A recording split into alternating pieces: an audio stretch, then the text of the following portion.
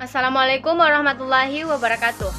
Perkenalkan, nama saya Nur Fadillah dari kelas A dengan NIM 19961400017.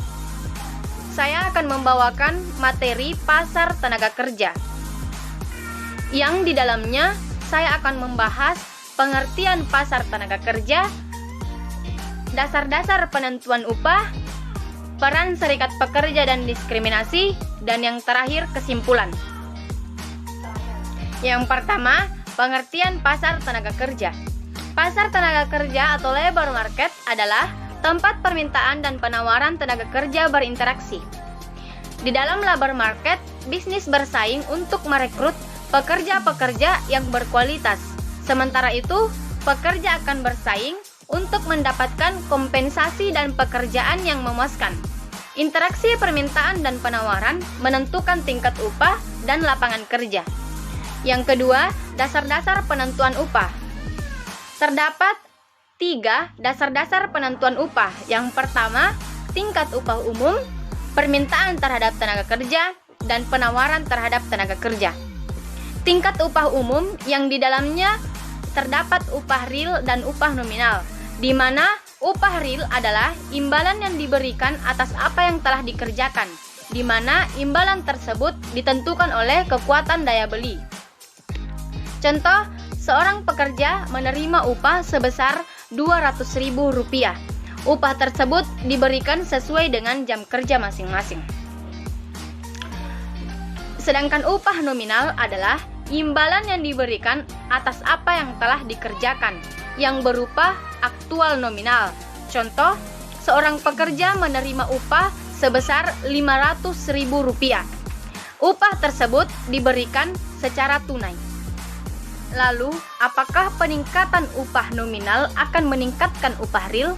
Belum tentu, karena upah nominal itu hanya angka-angka, sedangkan upah real adalah kekuatan daya beli.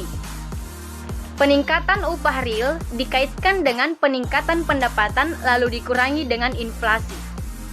Dasar-dasar penentuan upah yang kedua adalah permintaan terhadap tenaga kerja.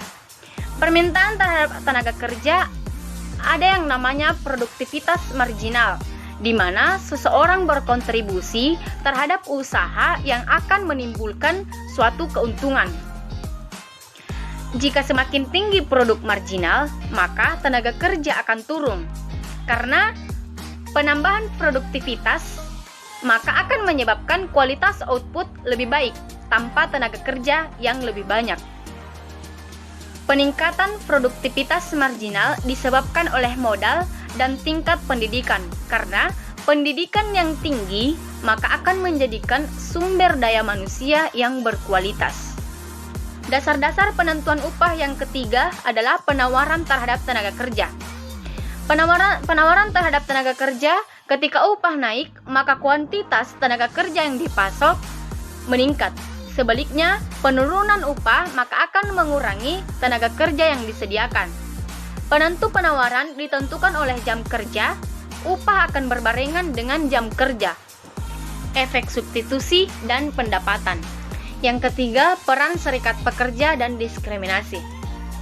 Serikat pekerja meningkatkan upah dengan membuat kelompok yang namanya serikat buruh dengan memonopoli suplai agar upah naik. Pengaruh serikat pekerja terhadap upah dan lapangan kerja, serikat buruh akan meningkatkan pengangguran karena yang tidak termasuk kelompok serikat buruh upahnya rendah antara 10-15%. Sedangkan yang termasuk kelompok buruh, upah pekerja itu meningkat dari 10-15%. Ini akan menyebabkan meningkatnya pengangguran. Diskriminasi ras, suku, dan agama tidak dapat dipisahkan satu sama lain. Tetapi di negara Indonesia, untuk mempekerjakan seseorang, kita tidak melihat dari latar belakang seseorang tersebut, tetapi kita melihat dari segi warga Indonesia. Selanjutnya kesimpulan. Kesimpulan yang dapat saya ambil dari materi ini adalah pasar tenaga kerja merupakan tempat permintaan dan penawaran tenaga kerja berinteraksi. Dalam penentuan upah terdapat tingkat upah umum yang di dalamnya ada upah real adalah kekuatan daya beli dan upah nominal adalah bentuk rupiah.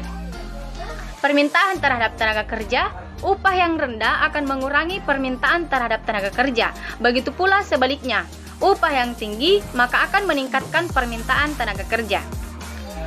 Penawaran terhadap tenaga kerja, jika upah naik, maka kuantitas tenaga kerja yang dipasok akan meningkat.